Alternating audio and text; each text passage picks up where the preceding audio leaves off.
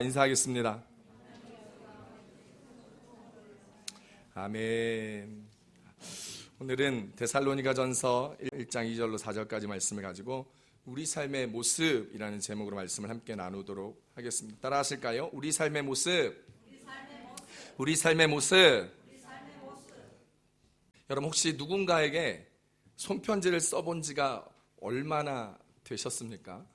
결혼을 좀 하신 분들은 어쩌면 가물가물할지도 모르겠고요. 자녀를 좀 키우신 분들도 가물가물하신지 모르겠습니다. 요즘 인터넷 시대와 스마트 시대를 살아가면서 가능하면 카톡을 보내고 사랑함의 표현도 아들 사랑해, 엄마 사랑해요 라고 보내는 삶들을 살아가죠. 그리고 주변의 친구들에게도 이메일을 보내는 것에 익숙하고 자주 하지만 그렇지만 손편지를 쓰는 분들은 좀 그렇게 많지 않은 것 같습니다. 그래도 교회를 다니시는 분들은 세상 사람들보다는 조금 더 손편지를 쓸 기회가 있지 않나 생각합니다. 한국 교회를 다녀보면 새신자들이 이렇게 오시면 새신자들에게 좀 큰 교회는 새신자 편지를 새신자 부서의 집사님들이 청년들이 이렇게 손으로 쓰는 경우가 제법 있습니다. 청년들 지체들이나 학생부 친구들은 손편지로 서로 주고받으면서 많이 또 게임 같은 것도 하면서 서로의 수호천사가 되는 게임들을 하면서 손편지들을 통하여 격려도 하고 서로의 마음을 나누기도 하고 기도의 제목들도 서로 교환하는 모습들을 자주 봅니다. 저는 가장 최근에 손편지를 써본 것이 지난 추수감사주일에 하나님께 감사편지를 손으로 또박또박 쓴 것이 가장 최근입니다. 얼마 안 됐지요? 2주 지났습니다. 저는 가끔 청년들이나 주변 사람들에게 손편지를 받을 때가 있는데요. 그 손편지에 그 손글씨로 쓴 편지를 읽을 때마다 이메일보다 훨씬 더 큰 감동이나 위로가 되더라고요. 요즘 군대도 위문편지가 거의 없어졌어요. 위문편지를 어떻게 쓰냐면 군대 내무반 게시판에다가 엄마가 이렇게 타자를 쳐서 올리면 또 시간이 되었을 때 장병들이 게시판에 들어가서 그것을 읽고 또 보더라고요. 그러니까 예전에는 손편지를 쓰고 엄마가 보내고 애인이 보낸 편지를 보면서 눈물을 흘리고 보고 싶은 마음을 마음속에 다잡았는데 요즘은 내무반에서 컴퓨터를 이렇게 보니까 별 감동과 감흥이 없는 경우들도 봅니다. 요즘 군대가 너무 좋아져가지고요. 이제 핸드폰으로 카톡도 하고 핸드폰으로 할 거를 다 하는 시대에 군대를 살아가고 있습니다. 그렇게 좋아진 군대도 다시 가라 그러면 못 가겠더라고요. 요즘 군대가 위무 편지가 거의 없어졌기 때문에 이제 사람들은 손편지에 대한 추억들도 아련아련해 집니다. 저는 인생을 살아가면서 가장 많은 손편지를 받았을 때가 군대였습니다. 또한 제가 엄청난 손편지를 쓰기도 했지요. 저는 국어국문학과를 나와서 고참들 손편지로 연애편지를 대필해 준 적이 있습니다. 군에서 사고를 쳐가지고 군기교육대를 간 적이 있었는데요. 밤에 얼차례 받고 머리 받고 명사하고 있는 시간에 저는 군기교육대 간부들의 연애편지를 대신 써주고 그리고 그 얼차례를 면제받기도 했었습니다. 군대에서 누군가에게 손편지를 받으면 그 자체가 기쁨이 되었고 위로가 되었고 격려가 되었던 기억들이 아직도 생생합니다.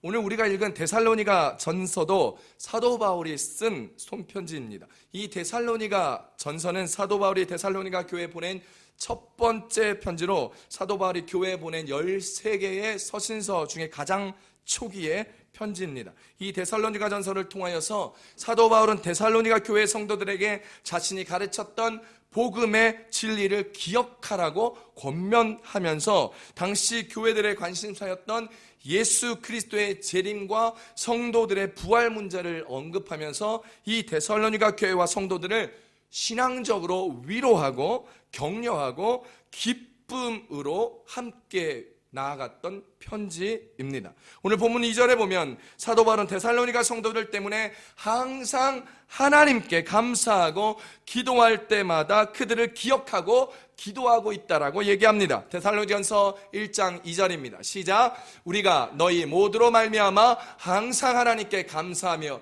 기도할 때에 너희를 기억하며. 사도 바울은요 2차 전도 여행 중에 마게도냐에서 가서 전도할 때 데살로니가를 방문하여 예수 그리스도를 증거하였습니다. 사도 바울은 3주 동안 유대인 회당에서 성경을 강론하고 예수 그리스도의 도를 전하였습니다. 그 결과 많은 사람들의 경건한 헬라인들과 귀부인들이 바울과 실라를 따랐습니다. 데살로니가 교회는 이 바울의 전도로 말미암아 예수 믿는 사람들이 함께 모여서 교제하는 공동체에서 이제 로컬 철치, 즉 지역 교회로 발전하여 데살로니가 교회를 만들게 되었던 것입니다. 그들은 예수를 믿은 지 얼마 안 되었던 사람임에도 불구하고 사도 바울의 사역에 큰 보탬과 힘이 되었습니다. 그들은 사도 바울의 선교비를 후원하였고 중보기도를 통하여서 사도 바울의 목숨을 걸고 복음 사역에 나아가는 것을 열심으로 후원하여 주었습니다. 그래서 사도 바울은 데살로니가 교회의 성도들을 기억하며 기도할 때마다 감사하며 그들을 위하여 늘 항상 기도하였던 것입니다. 사도 바울과 마찬가지로 이 땅에 교회를 하는 모든 목사님들은 자기가 맡고 있는 교회 성도들을 위하여 날마다 기도합니다. 저도 여러분들을 위하여 날마다 기도합니다. 성도들이 잘 되잖아요. 목회자들은 자기 일처럼 기뻐합니다.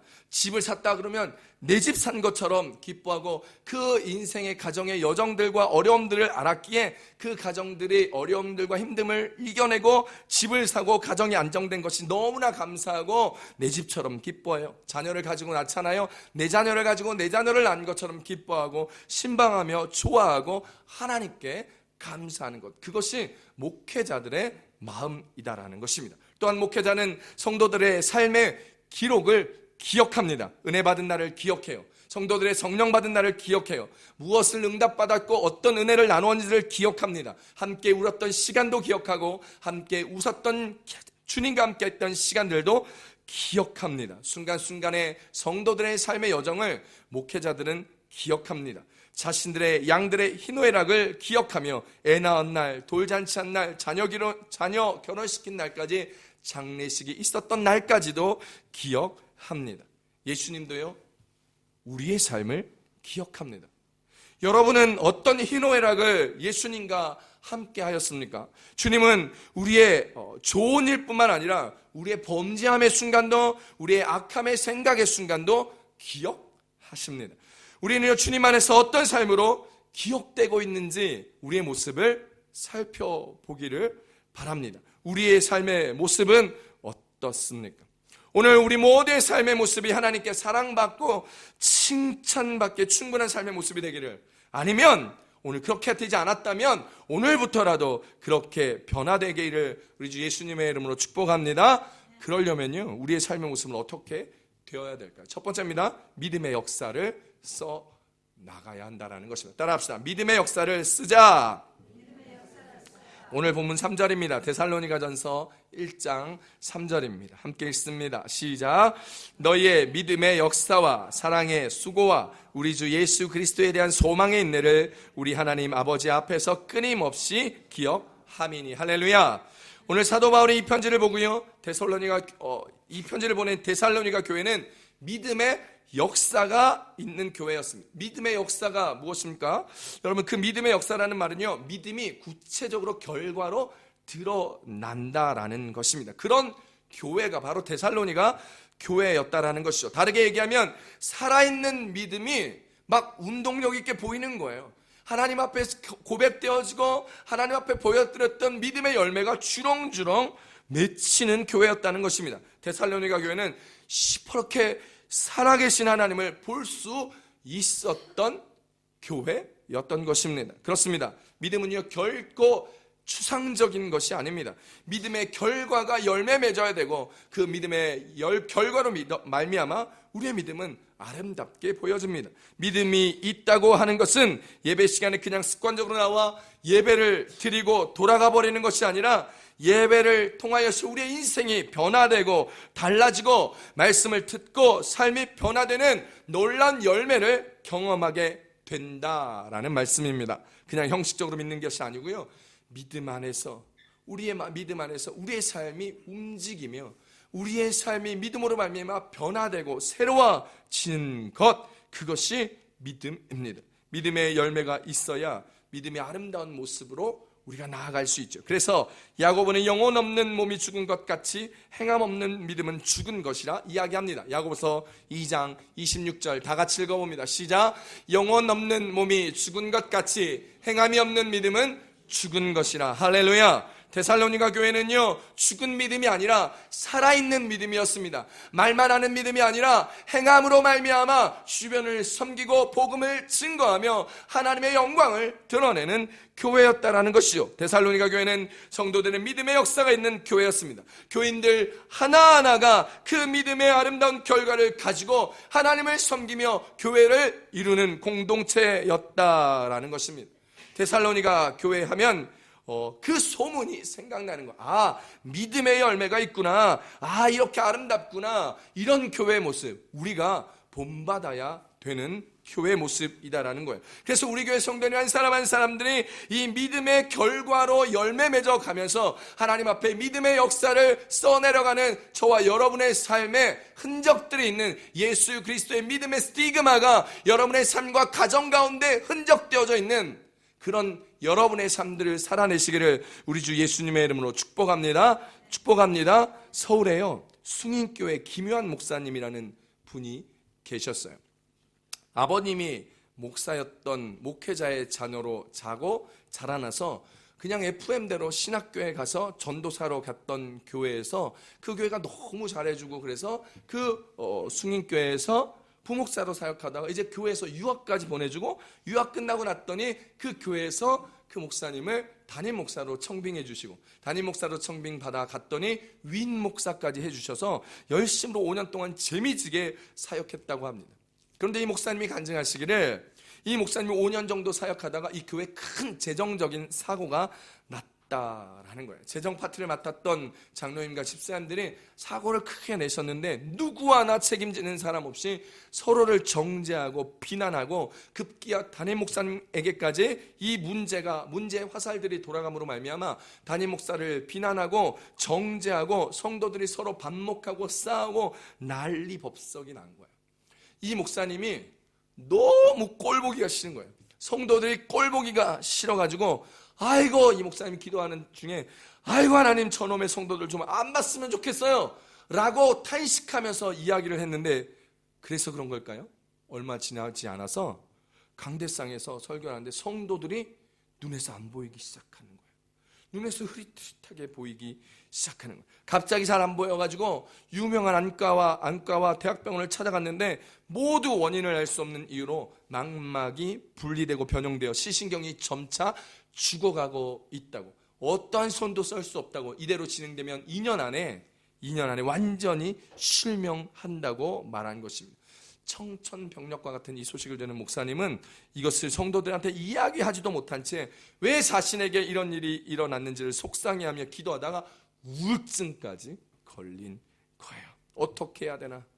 교회 재정사고의 여파에 교회는 서로 반목하고 정죄와 비난에 빠지고 있고, 담임 목사인 자기는 중심을 못 잡고 앞도 안 보이고 목회가 걱정이 태산인 것이에요. 중심 시력을 점점 잃어가고 보이는 것은 간신히 볼 수 있는 것은 주변 시력으로 말미암아 조금 간신히 볼 수 있고 그나마 조금 더듬더듬 걸어갈 수 있고 할 수 있는데, 그래서 새벽 기도에 나아가는 것도 점차 힘들어지기 시작했다는 거예요.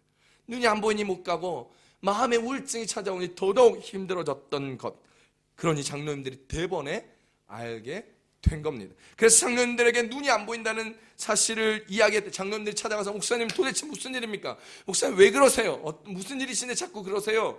몸이 안 좋으세요? 얘기했더니 장로님께 솔직히 눈이 안 보인다고 얘기를 했다는 거예요. 장로님들이 교회 어려움이 있어서 그렇다고 좀 쉬시면 될 것 같다고 쉬시면서 치료하시라고 안식월을 주셨대요. 그래서 교회다가 목사님이 좀 아프시니 기도해달라고 안식월을 선포하고 온 교회가 기도했다고 합니다. 그리고 안식월을 지나고 나서 다시 교회에 돌아왔더니 지나가는 성도님들마다 목사님 우리가 기도했는데 눈 좋아지셨죠? 더 나아지셨죠? 다 나으셨죠? 라고 물었다는 거예요. 실제로 눈은 하나도 안 좋아졌는데, 하나도 안 나았는데 네, 점점 좋아지고 있습니다, 이렇게 이야기하는데 이 마음에 너무나 답답하고 힘든 모습들이 가득했다는 거예요. 그러다가 우리 교회가 지난 금요일날 한 목사님의 설교를 보았는데 그 설교를 했던 데가 다니엘 기도회, 한국의 오륜교회에서 한 16,000개의 교회가 함께하며 40만 명이 참여하는 다니엘 기도회를 어떤 분이 소개해 주셔서 다니엘 기도회를 하기로 작정하였다는 거예요. 그런데 이 다니엘 기도회를 하면서 하나님 앞에 기도하는데 이거 어떻게 해야 될지 모르겠는 거예요. 그런데 이거를 설교를 3일치 설교를 듣다가 그 설교를 듣는데 그 설교에서 하나님의 사역을 하다가 눈이 아프고 눈이 보이지 않는 사역자들의 설교가 나오는 거예요. 선교사님들의 설교가, 목회자들의 설교가, 그것을 보고 하나님 앞에 기도했다라는 거예요. 하나님, 저도 보게 해 주세요. 그러면서 다니엘 기도를 하면서 성도들에게 주일날 강단에 서서 선포했다는 거예요. 사실은 제가 눈이 보이지 않습니다. 2년 후에 완전히 실명할 수 있다고 합니다. 그 모든 이유는 제가 이번에 어려움이 있고 힘듦이 있을 때 제가 하나님 앞에 기도하다가 성도들 꼴도 보기 싫어요, 하나님 좀 안 봤으면 좋겠어요 라고 기도했더니 제 눈이 보이지 않게 되었다고 이야기하면서 성도님들한테 펑펑 울며 회개하고 그렇게 되었던 것들을 고백하며 온 성도님들한테 기도를 해달라고 부탁을 했다라는 거예요.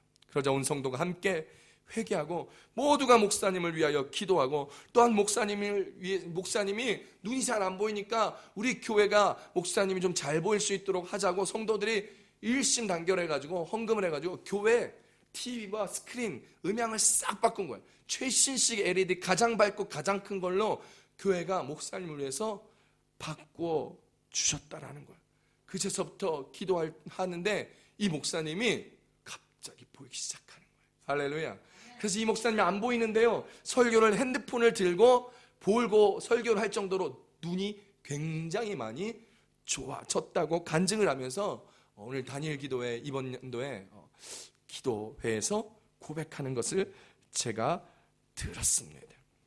그렇게 스스로 하나님 앞에 나아가 회개하고 온 성도가 믿음으로 기도하자 보이지 않았던 목사님의 눈이 보이기 시작했고, 그러므로 말미암아 교회가 더욱더 아름답게 되었고, 이 사건으로 말미암아 교회 재정이 워낙 더욱더 투명하는 재정적인 감사를 받는 그런 투명한 교회가 되었고, 그것으로 말미암아 믿음의 역사가 간증이 선포됨으로 말미암아 그 목사님을 성도들의 눈으로 볼므로 말미암아 살아계신 하나님을 높이며 살아계신 하나님을 찬송하는 일들이 생기게 되었다고 오늘 이 기묘한 목사님이 간증하는 것을 제가 들었습니다. 욥기서 36장 24절 말씀입니다. 함께 읽습니다. 시작. 그대는 하나님께서 하신 일을 기억하고 높이라. 잊지 말지니라. 인생이 그의 일을 찬송하였느니라. 할렐루야. 오늘 이 기묘한 목사님의 삶의 모습이 우리의 삶의 모습일 줄 믿습니다. 우리는 간혹 삶을 살아가 불평하고 원망하고 짜증냅니다. 어떤 사람은 죽어버렸으면 좋겠다고, 힘들고 우울증이 있을 때는 정말 다 아침이 오지 않았으면 좋겠다고, 눈 뜨지 않았으면 좋겠다고, 다시는 저 사람 꼴도 보기 싫다고, 다 그만두고 싶다고, 다 떠나버리고 싶다고 속상해하며 낙심하여 좌절하며 원망할 때 있습니다. 그러나 우리는 그리스도인이잖아요. 그때 오늘 주님 앞에 나아가며 고백하며 회개하며 주님 우리의 기도를 들어달라고 간절히 기도함으로 말미암아 여러분의 인생에 믿음의 역사를 써내려가는 놀라운 은혜의 장들이 되시기를 축원합니다. 그래서 하나님이 하신 일들을 기억하고 높이며 우리의 인생에서 하나님이 하신 일들을 찬송함으로 말미암아 우리에게 하신 믿음의 역사가 하나님을 높이며 찬송하며 간증하는 쓰임받는 귀한 삶의 도구로 오늘 우리가 주님 앞에 서가며 걸어가며 나아가는 우리 주 예수님의 귀하고 복된 자녀 되시기를 우리 주 예수님을 축복합니다. 예수님은요 마태복음 9장 26절에서 소경의 눈을 만지며 내 믿음대로 되라고 말씀하셨는데 정말 소경이 앞이 보이기 시작했고 그의 죽었던 시력이 회복되었습니다. 마태복음 9장 29절입니다. 시작. 이에 예수께서 그들의 눈을 만지시며 이르시되 너희 믿음대로 되라 하시니, 이 구절은 우리의 믿음의 역사를 보여줍니다. 수경교회 기묘한 목사님도 믿음의 역사를 오늘 이 마태복음의 말씀과 동일하게 체험하며 역사하며 그의 삶에서 그의 목회 현장에서 믿음의 역사를 써내려 갔던 것입니다. 사랑하는 성도 여러분, 여러분의 인생에서 하나님의 역사를 쓰십시오. 줄기차게 써내려 가십시오. 여러분에게 있는 고난을 자랑하십시오. 어느 누구도 피해갈 수 없는 고난의 길에서 주님을 만나십시오. 그리고 그 주님을 자랑하십시오. 그 자랑이 주님의 역사가 되어 여러분 가운데 인생으로 펼쳐지게 될 것입니다. 하나님을 자랑하십시오. 하나님을 간증하는 주인공이 되십시오.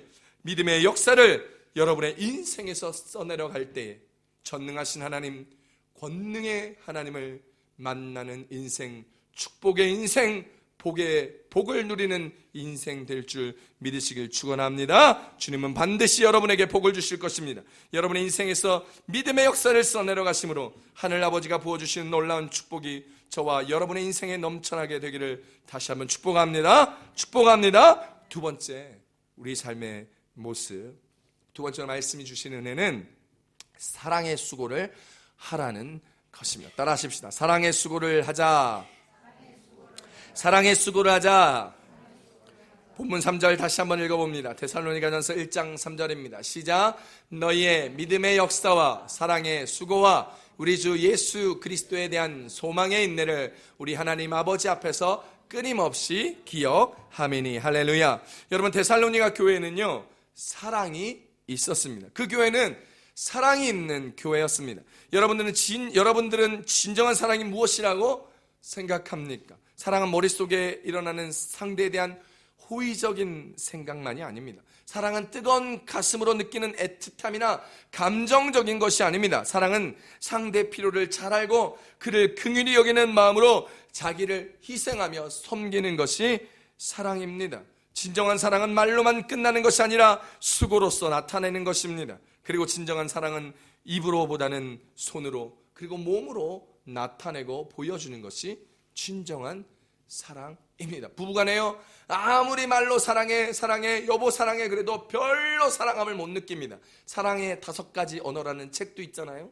인정해주고 함께 해주고 위로해주고 스킨십을 해주고 선물을 사주고, 그러한 사랑의 언어를 행위로 표현하고 함께 섬기며 나아갈 때 상대방이 그 사랑을 진정성을 가지고 느끼게 되더라는 것이지요. 우리가 그리스도인으로서 누군가를 주님의 이름으로 사랑한다 이야기할 때 그 사랑은 감정으로 생각으로만 하는 것이 아닙니다. 그 사랑으로 우리의 상대방을 친절히 대하고 존중하고 배려하는 태도를 먼저 보여야 되는 것입니다. 로마서 12장 10절에 우리의 사랑에 대하여 이렇게 이야기합니다. 시작. 형제를 사랑하여 서로 우애하고 존경하기를 서로 먼저 하며. 형제를 사랑할 때 서로 우애하는 거예요. 존경하는 거예요. 근데 어떻게 해요? 서로 먼저 하라는 거예요. 네가 나한테 잘해주니까 나도 너를 잘해준다는 것이 아니라, 그 사람이 나에게 잘해주지 않을지라도 먼저 내가 사랑하며 먼저 내가 섬겨주며 먼저 내가 존경해주며 먼저 내가 배려해주는 것, 그것이 사랑이라는 거예요. 또한 사랑으로 다른 사람들의 필요를 채워주기 위하여 부지런히 수고하는 행동으로 우리의 사랑을 나타내는 것입니다. 그 사랑의 수고를 할 때 하나님은 우리의 사랑의 수고를 기억하시고 축복하신다 말씀하십니다. 히브리서 6장 10절 고백합니다. 시작. 하나님은 불의하지 아니하시사 너희 행위와 그의 이름을 위하여 나타낸 사랑으로 이미 성도를 섬긴 것과 이제도 섬기고 있는 것을 잊어버리지 아니하시느니라. 할렐루야. 주님은 우리의 섬김을요, 진정한 사랑으로 섬기고 애쓰고 수고하고 헌신하고 배려하고 나타내었던 것들을 주님께서 잊어버리지 않고 기억하시겠다라는 것입니다. 입으로 사랑한다 말하면서 사랑의 수고를 하지 않는다면 그것은 우리에게 어떠한 유익도 주지 못하는 공허한 외침에 불과합니다. 사랑은 말과 혀로만 하는 것이 아니라 행함과 진실함으로 해야 한다고 요한일서 3장 18절에서 이야기합니다. 쉬운 성경으로 한번 읽어봅니다. 시작. 자녀들이여, 우리는 말로만 사랑하는 사람이 되어서는 안 됩니다. 우리의 사랑은 진실되어야 합니다. 그리고 우리는 행함으로써 그 사랑을 보여야 할 것입니다. 할렐루야. 우리는요, 말로만 사랑하는 사람이 되어서는 안 된다는 거예요. 그걸 제가 얘기하는 게 아니에요. 성경이, 하나님이 얘기하는 거예요. 우리의 사랑은 진실되어야 하기 때문에 행함으로 말미암아 우리의 진정한 사랑의 마음을 보여주어야 한다는 것이죠. 오늘 데살로니가 교회 성도들은 그리스도의 희생을 본받아 스스로의 유익보다 타인과 교회를 위한 희생을 기쁘게 생각하며 사랑의 수고를 아끼지 않았던 성숙한 신앙을 가진 사람들이었다라는 것입니다. 저는 오늘 우리 교회가 이런 교회가 되었으면 합니다. 우리의 모습이 이런 삶의 모습으로 살아가게 되기를 바랍니다. 사랑의 수고가 있는 교회, 그 소문이 널리 퍼져서 누구든지 마들 순복음교회 와보고 싶은 교회, 그래서 섬기며 사랑하며 기뻐하며 찬송하며 주님을 예배하는 교회가 되었으면 좋겠어요. 묵묵히 봉사하면서도 기뻐서 얼짤 줄 모르는 사랑의 수고가 마음에 주렁주렁 열리는 교회, 누가 시키지 않아도 먼저 그 일들을 찾아하면서 그 속에서 보람을 느끼며 하나님과 사랑의 교제를 나누며 그 사랑의 수고가 넘치는 교회 되오고 싶어서 견딜 수 없는 마음으로 뜨거운 사랑으로 수고함으로 말미암아 우리 성도 모두가 함께 잘 자라며 함께 성장해 나가며 주님의 기쁨에 넘치는 가정과 교회를 이루는 그런 모습들이 있었으면 좋겠다라는 거예요. 그런 교회 되기를 소망합니다. 어제 우리 아내를 보니까요, 우리 아내가 찬양 준비하기도 바쁘고 주일학교 준비하기도 바쁜데 주일학교 끝나고 먹을 것이 없으면 어떡하지? 라는 마음으로 밥전을 부치고 있는 거예요. 밥전 혹시 아세요? 밥에 참치를 넣고 햄이랑 새우도 넣고 밥전을 굽고 있더라고요. 덕분에 저도 막 몇 개 주워 먹었습니다. 맛있더라고요. 물론 주일학교에 우리 집 아이들이 많아가지고 우리 애들이 제일 많이 먹기는 하지만 누군가를 위하여 사랑의 수고를 한다라는 것입니다. 밥전 부치고 아이들 먹을 걸 준비하면 돈이 나오나요? 쌀이 나오나요? 누군가가 주일학교를 위해서 열심히 섬기면 돈이 나오나요? 쌀이 나오나요? 누가 맛있다고 저한테 절을 합니까? 우리 권사님 집사님들한테 절을 합니까? 누가 교회를 열심으로 청소하고 봉사했는데 누가 깨끗하다고 칭찬과 격려를 해줍니까? 아니에요. 아무것도 없어요. 그냥요, 교회를 사랑하니까, 아이들을 사랑하니까 그렇게 해주는 거예요. 교회를 사랑하는 마음으로, 자녀를 사랑하는 마음으로, 성도를 사랑하는 마음으로 그렇게 하는 거예요. 우리 아내는요, 어릴 때 주일학교 때 장로님께서 그렇게 아이들을 자기 차로 몇 번이나 실어 나르면서 때가 되면 아이스크림도 사주고 자기 월급을 다 털어가지고 주일학교를 하는데, 그 장로님이, 저희 아내가 주일학교 때 했던 그 장로님이 지금도 주일학교 장로님을 그 교회에서 섬기고 있으세요. 거의 40년을 청년 때부터 장로님으로 임직되었을 때까지 지금까지 40년을 주일학교 아이들만 한결같이 섬기고 있는 모습, 그 어른들의 섬김을 지금까지 받아왔기에 우리 아내도 그것을 누리며 그 사랑의 수고를 경험했기에 자신이 함께 믿음을 지키며 그 자녀들, 우리 다음 세대 아이들을 섬기며 수고로 봉사하는 거예요. 지금까지 그 믿음을 지키며 교회 생활했던 그 은혜가 그분의 덕분임을 기억하기에, 그 은혜를 알기에 우리의 주일학교 아이들에게도 그 사랑과 그 마음을 나누는 것입니다. 사랑의 수고는 그런 거예요.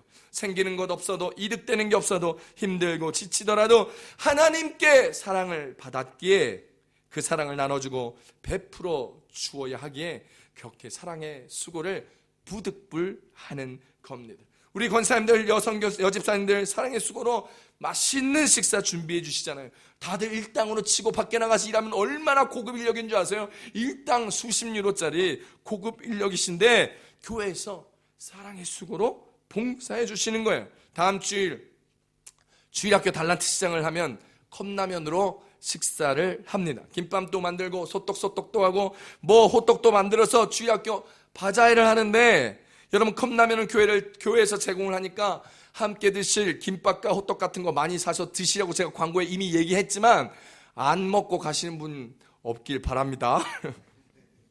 내년도 주일학교를 위한 기금 마련 바자회래요. 이거에서 얼마나 벌겠어요?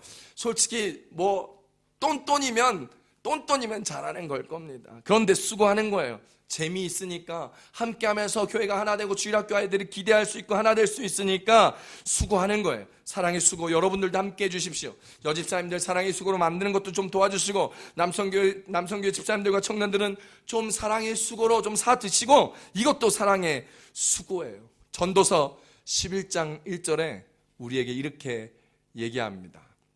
시작. 너는 내 떡을 물 위에 던져라. 여러 날 후에 도로 찾으리라. 할렐루야. 우리가요, 주일학교 바자회, 오늘 설교 말씀처럼 내 떡을 물 위에 던진다고 생각하시고 사서 드세요. 아멘. 몇 개 사서 드실 거예요. 마음에 결단하세요.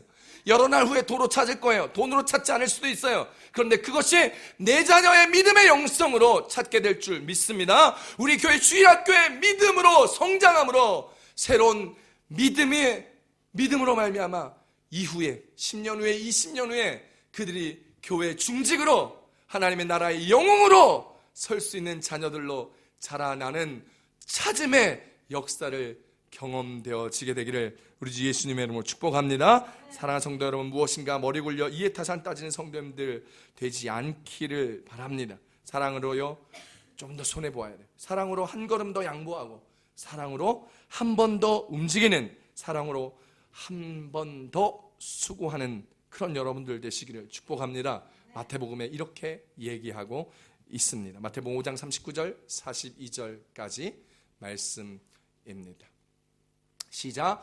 나는 너희에게 이르노니 악한 자를 대적하지 말라. 누구든지 내 오른뺨을 치거든 왼편도 돌려대며 또 너를 고발하여 속옷을 가지고자 하는 자에게 겉옷까지도 가지게 하며 또 누구든지 너로 억지로 오리를 가게 하거든 그 사람과 십리를 동행하고 내게 구하는 자에게 주며 내게 꾸고자 하는 자에게 거절하지 말라. 아멘.